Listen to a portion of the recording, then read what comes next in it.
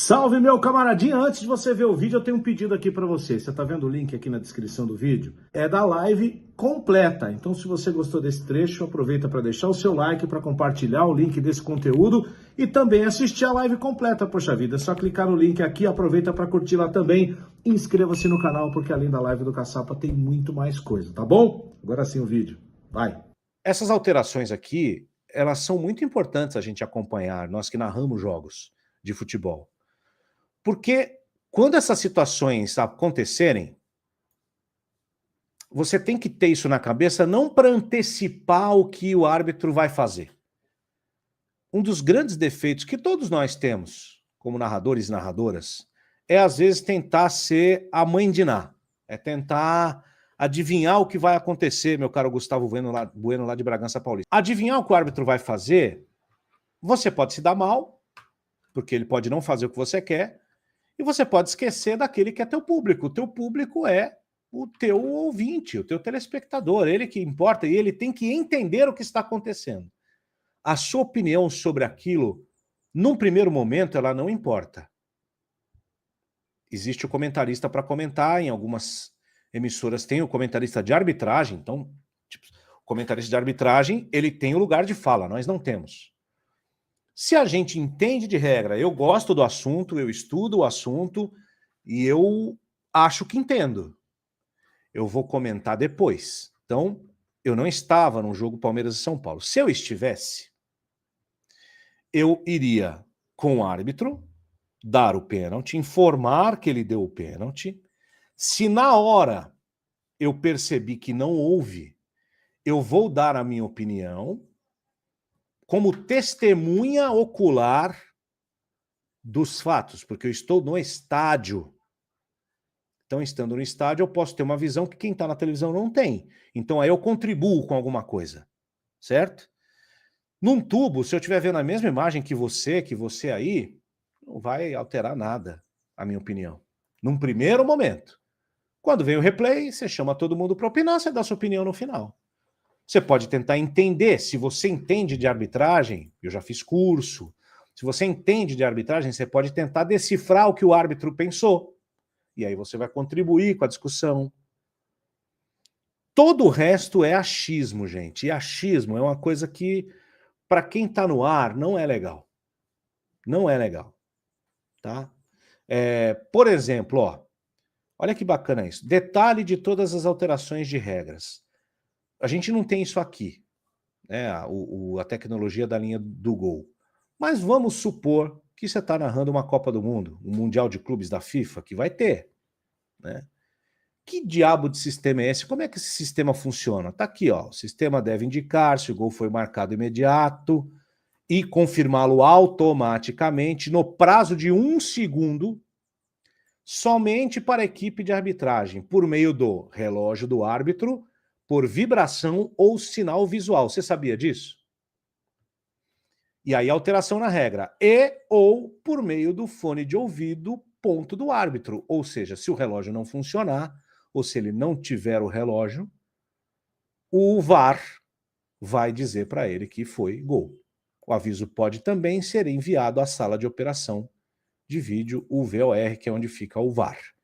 A explicação da alteração da regra. Esclarecimento de que a indicação da TLG, a tecnologia da linha de gol, de que um gol foi marcado pode ser comunicada por meio de fone de ouvido ou no ponto do árbitro.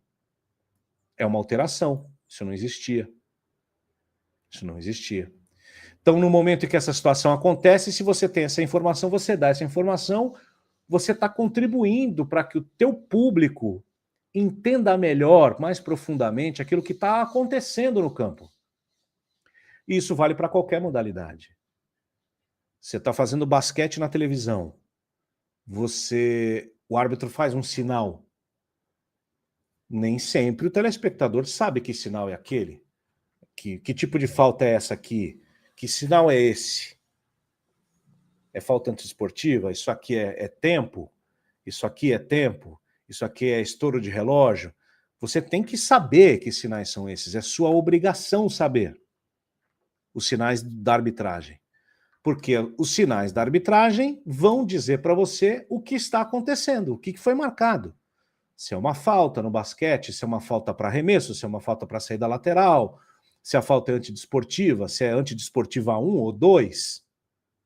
Porque, salvo o futebol americano e o rugby, dos esportes coletivos mais comuns, os árbitros não estão dizendo para você o que eles estão marcando, nem para o público. Eles mostram por meio de sinais. Né? O duplo drible que existe no handball, existe também no basquete e tal. Você tem que saber os sinais. Qual é a diferença da marcação de um pênalti para um tiro de meta? Se o sinal é parecido. Você tem que apontar, às vezes dizer, às vezes descrever, tentar entender. Então, a primeira coisa para lidar com a arbitragem na narração de qualquer modalidade esportiva é saber a regra, meu querido. Não tem essa. Tem que saber a regra. E saber a regra não é ler, assistir jogo só. Você tem que ler. Qual é o grande problema da NFL para mim e para quem narra? Todo mundo que narra, o Ornelas, não sei se ele ainda está aqui ou se ele já foi embora, é saber aquele livro deste tamanho de regras. E quanto mais você aprende desse livro, mais você conhece do jogo. Só que talvez não seja possível você entender e decorar tudo aquilo que está dentro daquele livro, até porque muitas situações não acontecem no jogo. Mas é importante você saber as regras, principalmente as básicas. Então eu vou continuar esse papo lá no YouTube. Para você que está com a gente aqui no meu perfil no Instagram, muito obrigado pela sua audiência. Eu não sabia que esse negócio funcionava. Passe lá para o meu canal no YouTube, por favor. A gente vai seguir lá até o final da nossa live, daqui a mais uns 40 minutos mais ou menos, tá bom? Obrigado aí pela audiência de vocês. E acho que eu vou fazer mais umas coisinhas aqui no Instagram de vez em quando, que eu já vi que o pessoal gosta. Tchauzinho, até lá, ó. Pro YouTube. Boa. Depois eu vou compartilhar com calma aqui. Mas agora eu fico só aqui. Vamos ver quem é que tá com a gente no chat.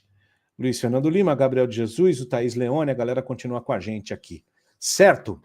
Chegou na live, deixa o like, por favor. Seguindo, eu acho que existe 3 níveis em relação ao conhecimento de arbitragem que vão diferenciar vocês, Juliano Reis. Opa, obrigado por ter vindo para cá. Que vão diferenciar vocês em relação à sua concorrência, ao mercado e tudo mais. Que eu acho que no fim das contas é tudo aquilo que você quer. Ter o seu espaço, né? Se você tem um conhecimento mediano, um conhecimento básico da modalidade que você transmite, você está no nível da maioria dos seus concorrentes. Se você sabe um pouco mais, não só sobre as regras, mas também a sua interpretação, ou seja, se você conhece de arbitragem, você tem um nível acima. Se você é um curioso da arbitragem, você consegue ter acesso, e hoje, gente, esses documentos todos estão disponíveis gratuitamente. Se você for no site da FIBA, as regras e as orientações da arbitragem estão lá, sobre o basquete. Na Federação Internacional de Voleibol, a mesma coisa. Na Federação Internacional de Judô, a mesma coisa. Federação de Ginástica, que as regras mudam a cada ciclo olímpico, e o judô também, estão lá. É obrigação deles dividir isso com as pessoas. Então a informação está disponível de graça. Nem sempre em português, mas de graça. E hoje você bota no tradutor do Google e você tem acesso, você consegue traduzir, ler, enfim. Você vai ter um nível diferente. E aí é um nível diferente de conhecimento do esporte que vai te permitir não cair em ciladas. Você vai perceber quando o árbitro está errando, marcando uma coisa que não existe. Você vai perceber um acerto que, de repente, outros colegas não vão perceber. Vou dar um exemplo da NFL. Existiu uma jogada nas finais de conferência, jogo do Eagles com os Commanders, o jogo já estava meio resolvido, em que um jogador dos Commanders, numa quarta para o gol, já na linha fatal, ali na linha de uma jarda, ou quase na linha ali da end zone, o cara ficava pulando em cima do screen ali, ficava pulando em cima da galera, o tempo todo para provocar uma saída falsa, que é uma punição que o time perde jardas na NFL. Só que você já não tinha mais jarda para perder, você estava ali com a bunda na parede, literalmente. Na quarta vez, o árbitro foi na galera, ligou o radinho e falou: olha, se ele fizer de novo, eu vou tirar ponto. Eu vou dar ponto pro outro. Todo mundo... Eu não estava transmitindo o jogo, era Napoleão, mas eu estava no estúdio olhando, porque o meu jogo era em seguida.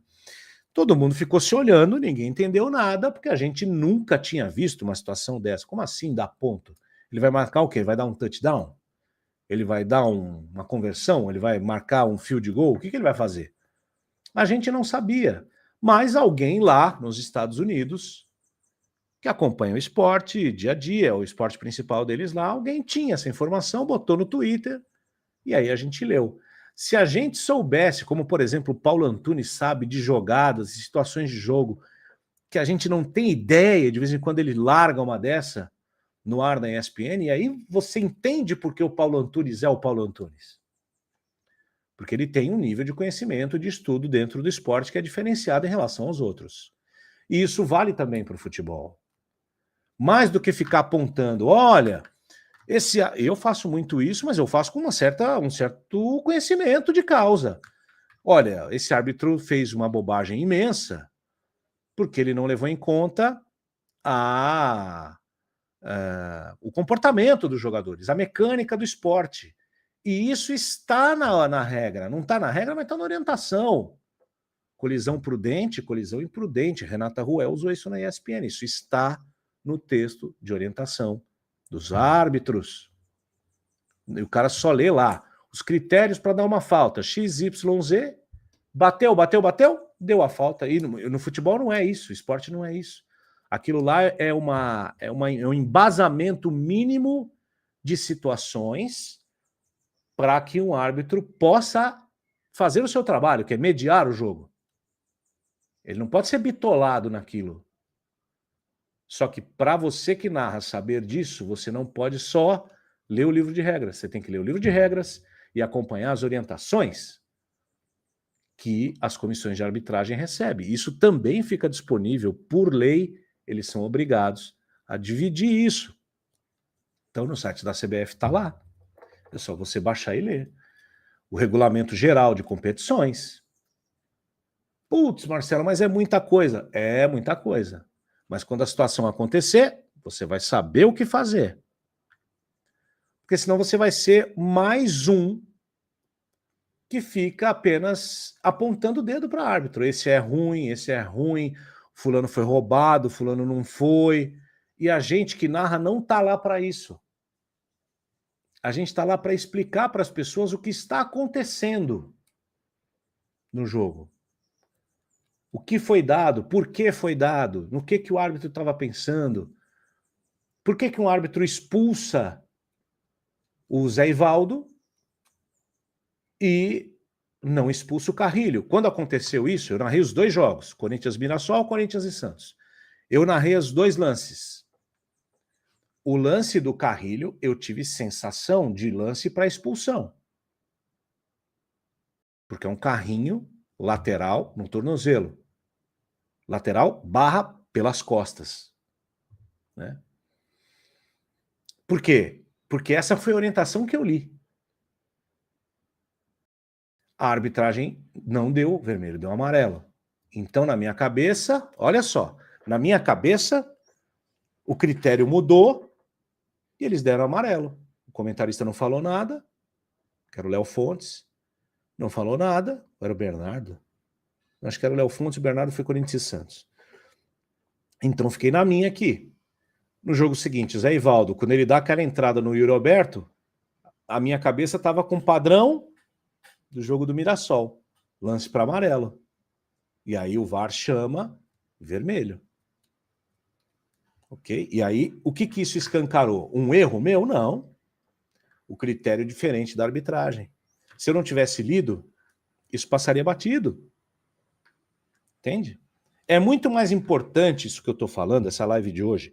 Ela é muito mais importante do que, meu Deus do céu, saiu o gol. Eu grito ou não grito?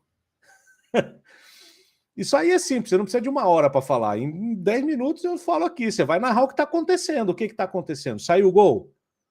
O bandeirinha correu para o meio? O árbitro apontou para o meio? É gol, bicho. Você dá o gol. Se o VAR anular, o VAR anulou. Agora, se o cara faz o gol, bota a bola na rede, o bandeirinha levanta a bandeira, não valeu, é o que eu faço. Não valeu, não valeu, não valeu, o VAR vai olhar.